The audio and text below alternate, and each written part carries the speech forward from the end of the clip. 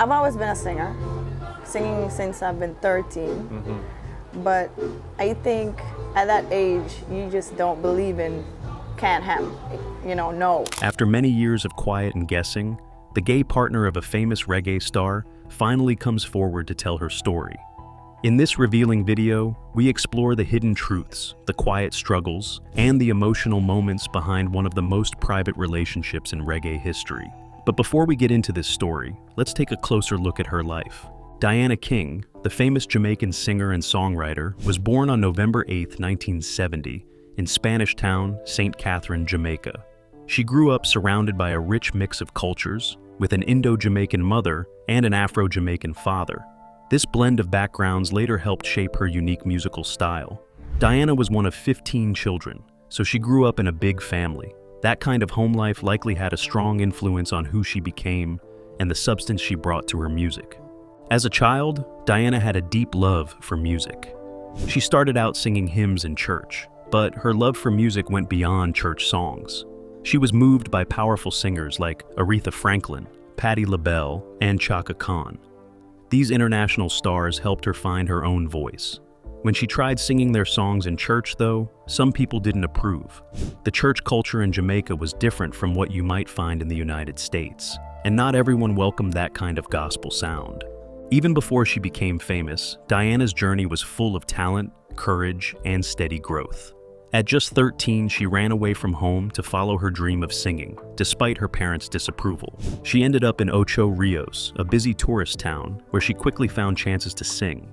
This bold step changed her life. She started performing with local bands and singing in hotels and clubs, including popular places in Kingston like Mingles on the weekends. These shows gave her the chance to practice and grow, singing all kinds of music from R&B and pop to reggae and dancehall. She called her sound a mongrel style, meaning a mix of many types, always flavored with reggae. That mix gave her songs real substance.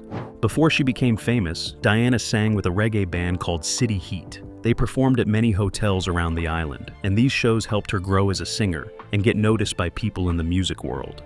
During this time, she also recorded her first solo song, Change of Heart, in '91 with producer Handel Tucker. That song was a big step for her. It showed she could not only sing well on stage, but also make great recordings in the studio. Her early music combined reggae rhythms with smooth R&B singing. This mix became her own special style, full of emotion, strength, and substance. It was a sound that made people listen and remember her. A big moment in Diana King's early career came when she was featured on the Notorious B.I.G.'s '94 album Ready to Die. She sang on the track Respect, which introduced her to many new fans. That appearance helped her land a record deal with Sony Music. This deal opened the door for her to reach a global audience. Soon after, she released her first album, Tougher Than Love, which included the hit song Shy Guy. That song became a worldwide hit and made her a star, selling over 5 million copies around the world. Shy Guy, which Diana co-wrote and worked on with producer Andy Marvel, was written in just 10 minutes, but became a huge success. It reached number 13 on the Billboard Hot 100 in the US and earned a gold certification for selling 500,000 copies. In the UK, it climbed to number 2, and across Europe, it hit number 1 on the Eurochart Hot 100. In Japan, it was even named the top song of '95 by the radio station J-Wave. The song's catchy reggae beat, mixed with pop style, made it popular in clubs and on radio stations everywhere. It became one of Diana King's most well-known tracks. The success of Shy Guy helped her album Tougher Than Love top the Billboard Reggae chart, and it also appeared on the R&B and overall Billboard 200 charts, showing how her music crossed into different audiences.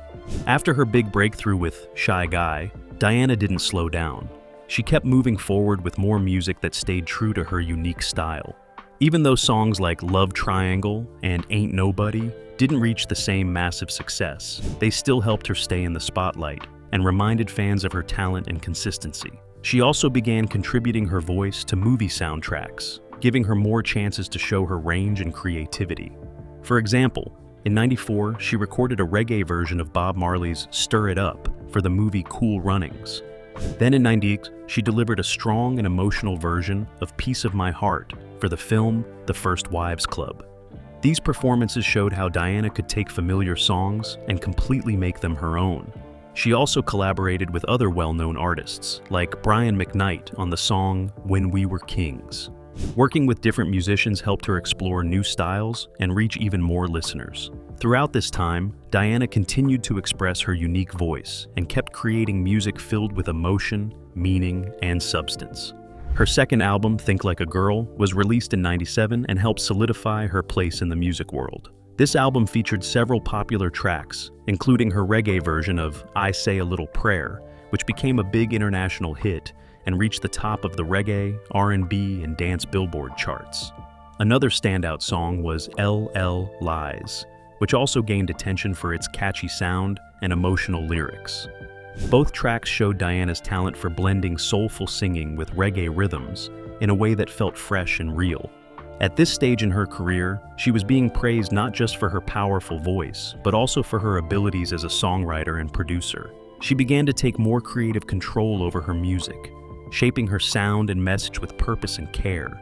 It was clear that she wasn't just a singer, she was a true artist who poured substance into every song she made. Even though she had fans across the world, Diana didn't always feel fully embraced by the Jamaican music scene. Her style, which mixed reggae with R&B and pop influences, didn't fit easily into the traditional categories that many people in Jamaica were used to. When she started performing, some people saw her music as too different or unusual. It didn't follow the typical reggae or dancehall style that most local audiences preferred.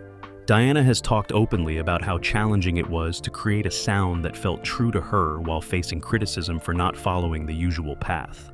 While her close friends admired and supported her music, many others in Jamaica were slower to appreciate it.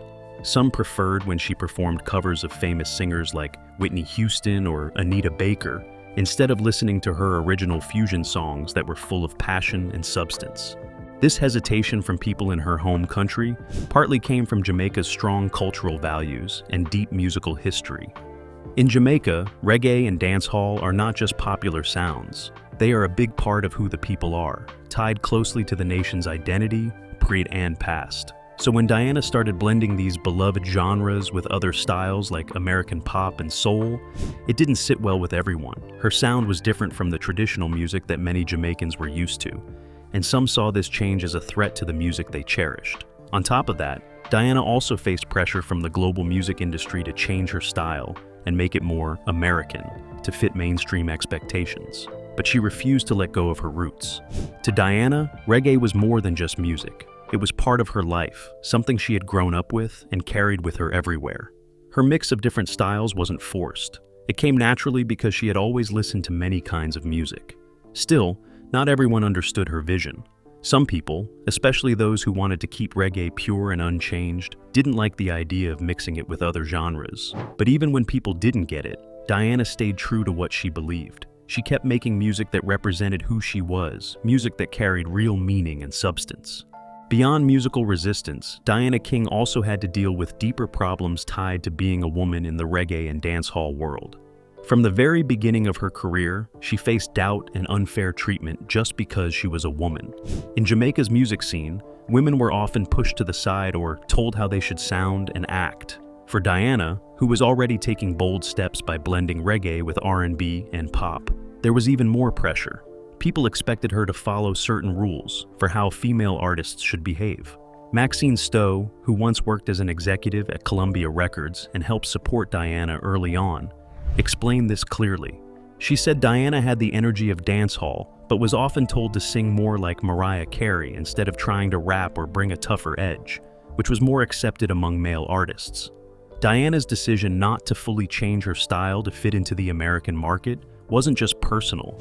It reflected a bigger problem, where women were often caught between staying true to themselves and meeting the demands of the industry. These pressures made it even harder for female artists to find their place and succeed on their own terms. Being a woman also meant that Diana had to deal with unfair judgments about her professionalism and worth. One moment that clearly showed this was when a Sony executive almost took away her record deal just because she appeared on stage with Shabba Ranks. Shabba Ranks was a major Jamaican dancehall artist known for his powerful voice and raw, street-inspired music. He was a big deal in the late 1980s and early 1990s, but he also came into controversy because of some of his outspoken views. To some people in the global music business, his image didn't match what they wanted to promote. So, when Diana was seen performing with him, it caused a problem. A top executive at Sony didn't like the connection and nearly canceled her contract over it. That moment showed how much the music industry cares about image and public opinion, sometimes more than the music itself. Diana's talent and hard work didn't seem to matter. What mattered was how she looked to the public and who she was seen with. The industry often avoids artists linked to people seen as risky or controversial, even if those people are respected in their own communities. This shows how record labels and top bosses often care more about having a clean, sellable image than supporting real and powerful voices. For Diana, this meant always protecting her image while fighting to stay true to herself. Even with all the pressure, she kept making music that was honest, meaningful, and full of substance. Shabba Ranks, the artist Diana was linked to during that controversy, also faced similar struggles. He received a lot of backlash for his homophobic lyrics and public comments, which led to canceled shows and tension with major record labels including Sony Music. His outspoken personality and controversial views made many in the industry uncomfortable, and this had a ripple effect. Artists like Diana, who were seen with him or shared the stage, sometimes faced unfair treatment simply because of those connections. For Diana King, this situation made things even harder. She was already trying to build a unique musical identity by blending reggae with R&B and pop. Being associated with Shabba, a figure who stood for raw and unfiltered dancehall culture, made it more difficult for her to navigate the corporate music world. In that world, many executives preferred artists who had a safe and predictable image. Diana's bold and original style didn't always fit into that mold, making her journey even more complicated. But Diana's struggles didn't start with the music industry. Her challenges go much deeper. She has spoken about the trauma she faced as a young girl, including being gang raped at the age of 12. After that life-changing experience, she was forced to choose between two paths: selling her body or using her voice. She chose to sing, using music as a way to reclaim her power and survive. This painful part of her past adds even more meaning to her music and helps explain why she fought so hard to be respected. As a woman in an industry that often overlooks female voices, she had to work twice as hard to be taken seriously. Even with all these struggles, Diana never gave up. Her talent, inner strength, and determination helped her break through every obstacle she faced. In the 2000s and beyond, she kept growing and changing as an artist. She didn't wait around for the music industry to open doors for her. She made her own. She put money and effort into building her own home recording studio, earned certification in using Pro Tools, and began producing and releasing music on her own terms. By starting her independent label, Think Like a Girl Music Inc., she gained full control over her work and artistic vision. Her album Warrior Girl and the projects that followed showed how confident and powerful she had become. Diana knew who she was as a person and as an artist, and she wasn't afraid to show it. She made smart business moves too, like signing a licensing deal with Warner Music Japan, which helped her reach fans around the world. Diana was much more than just a singer. She was a creator, a leader, and a survivor who filled every song she made with truth, feeling, and substance. If you are enjoying this video, appreciate it by giving it a thumbs up. And if you have not subscribed, what are you waiting for? Hit that subscribe button. But just when everything seemed to be falling into place, Diana King's personal life and identity added new challenges to the respect she received. In 2012, she made the brave choice to publicly come out as a lesbian. This was an incredibly courageous step, especially considering the strong homophobia in Jamaica, her home country. Jamaica is known as one of the most homophobic places in the Western Hemisphere, where anti-LGBTQ+ feelings are deeply rooted in culture and supported by laws that criminalize same-sex relationships. In that environment, Diana's decision was more than just a personal revelation. It was a bold political act that challenged deeply held prejudices and put her at risk of facing serious backlash in both her personal life and her career. Diana shared her truth through a heartfelt Facebook post titled, "Yes, I Am Lesbian." In it, she explained that after years of hiding who she really was, she no longer wanted to live with fear or shame. She wrote, I answer now, not because it's anyone's business, but because it feels right with my soul, and I believe by not answering or hiding it all these years somehow makes it appear as if I am ashamed of it, or that I believe it is wrong. This announcement was historic. She became the first Jamaican artist to openly embrace her sexual orientation. The impact of her coming out spread throughout the Caribbean and beyond. Many saw it as a moment just as important as Bob Marley's One Love Peace concert, which brought people together and challenged social divisions. Diana's announcement helped push Jamaica to start talking about LGBTQ rights in a new way. But this decision also came with real risks and challenges. After Diana came out openly, she became distant from much of her family. Most of her siblings drifted away, and only one stayed close and supportive. The fear of backlash was very real and constant, because Jamaica's society is quite conservative. In many places there, LGBTQ people often face discrimination, are rejected by their communities, and sometimes even face violence. Diana knew that being open about who she really was could hurt her career and also affect her children's lives in difficult ways. Despite all these fears, she said that living honestly and being true to herself was more important than trying to make everyone else happy or comfortable. Her bravery gave hope to many people in the Caribbean LGBTQ community who saw her as a strong symbol of visibility, strength, and resistance against unfair and harmful social rules that try to keep people quiet or hidden. The reaction to King's coming out was mixed, but had a lot of support from fans and other artists. Some people did not understand or accept her at first, but many fans praised her courage. They said her sexual orientation did not take away from the quality or substance of her music or her talent. Other artists, like fellow Jamaican singer Tanya Stephens, openly showed emotional support and stood by her. Beyond Jamaica, King's role as a trailblazer was recognized internationally. In December 2012, she was honored with the Vanguard Award at the Out Music Awards in Las Vegas. This award acknowledged her influence and importance as an LGBTQ icon and advocate, celebrating the impact she made by standing up for herself and others in difficult times. Living openly as a lesbian in Jamaica is still very difficult, but King has spoken about feeling free and fearless, even though she knows there are risks involved. She has fully embraced her true identity in life, showing others that it is possible to live authentically. In 2018, she married her longtime girlfriend, Jamaican violinist Mijan Webster. When King talked about making their marriage public, she said it took a lot of courage. She compared that bravery to the courage it took to come out as a lesbian in 2012, which was already a bold and risky step. King explained how important it is to be visible and open, because visibility can bring change. She said, "As an artist who is LGBTQ, born and raised in Jamaica, I never thought I'd ever say my wife in this lifetime." She also expressed deep gratitude for all the people worldwide who have fought hard for equality and human rights, showing how her personal story connects to a bigger struggle for justice. Their relationship began around 2007 and has grown over time through deep love and strong support for one another. Mijan Webster, who is also a musician, fits perfectly into King's creative and artistic world, and they share many common interests and passions. Their marriage is more than just a formal union. It is a true celebration of love that has stood firm despite many social challenges they have faced together.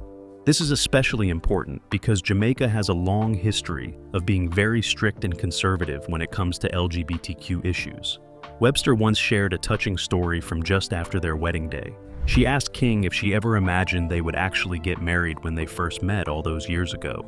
King answered with clear confidence and certainty that she was showing just how much their love grew stronger and survived against all odds. This story of their journey together highlights the real substance of their bond and shows how love can shine brightly even in places where it is not always welcomed or accepted. King has openly talked about how this relationship and marriage have changed her life in many important ways. She says it has helped her live more honestly and be more aware of who she really is inside. In interviews, King described their marriage as an awesome journey and stressed how important it is to be true to yourself, even when society puts pressure on you to act differently. She said that living her truth feels better than any kind of material success she could achieve, showing just how deeply meaningful her marriage to Webster is for her on a personal level. This connection is about so much more than just love. It is about being real and living fully. Beyond just being married, King and Webster have also grown their family by adopting a baby, which has made their commitment to each other even stronger. King's willingness to speak openly about her relationship with Webster and their family life has made her a well-known and important figure in the LGBTQ+ community. She is especially notable as the first Jamaican artist to openly come out and marry someone of the same sex. Their story is not just about love, but also about courage, breaking down barriers, and inspiring others. Many people in Jamaica and beyond look up to them as examples of how love and bravery can overcome prejudice and fear. Before this, when Diana King was still keeping parts of her life private, she had a relationship with Orville Aries that was very important to her, both personally and professionally. Orville Aries was not only her husband, but also her tour manager, which meant they worked closely together while also sharing a personal bond. They got married in the mid-90s, and during that time they had a son named Dior, who was born in '96. This period was also when Diana King's music career was growing internationally, and Aris played a key role in managing her tours and helping her career while they balanced family life together. Their marriage was like a whirlwind, meaning it was intense and moved very fast. This showed how busy and demanding the music business was for both of them. Their relationship was more than just marriage and management. It also shaped King's music. She said some of her songs were inspired by Aris, showing how much he influenced her creative work on a personal level. But even with their close bond and shared experiences, their marriage eventually ended. Diana King's health problems have been a major and life-changing part of her career, especially her fight with multiple sclerosis (MS). MS is a long-lasting disease that affects the central nervous system. When she was diagnosed in 2006, it was a scary moment that could have ended her career and changed her life completely. She was told she might never walk again. This news was devastating, especially for someone like her who depends on physical strength and being on stage. Instead of giving up, King turned her diagnosis into a source of strength. She used music as both therapy and motivation to fight the limits her illness brought. King has been open about how the time right after her diagnosis was full of mixed feelings, like sadness and fear. In an honest Instagram post, she said she felt very snappy, very miserable, and went through depression. She called this time a dark phase in her life, but instead of letting it control her, she focused on writing songs and making music. This creative work helped her heal. It wasn't just a way to take her mind off the pain, but also a way to take control of her body and spirit again. She wrote over 100 songs during this time, many about her illness, hope, and learning to accept herself. Her 2010 album Warrior Girl is proof of her struggle and victory. King wrote and produced every song on the album using her experience with MS as the main inspiration. The album shows the ups and downs of living with a long illness, the sadness of feeling so down, but also the strong will to get through it without using medicine. King has said she does not take any drugs for MS. Instead, she relies on meditation, positive energy, and music to heal. This shows how she sees health in a whole way, focusing on mental and emotional strength, along with physical care. Sadly, King has faced deep personal loss while dealing with her health issues. In 2021, she shared that her daughter Shalimar Diana Wright died after being on life support. Shalimar was only 33 years old. This painful loss added more hardship to King's life, but she keeps finding comfort and strength through her music and the causes she supports. Diana King's story about money and survival shows a journey full of both big successes and hard challenges.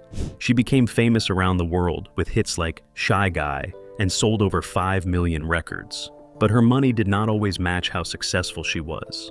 By 23, her net worth was estimated to be about $5 million. This is a good amount and shows she had a strong music career and other projects, but it also shows how difficult it can be for artists to keep steady financial security in a music industry that is always changing. Early in her career, King performed on the local hotel circuit with a band called City Heat before she became well known for her solo work.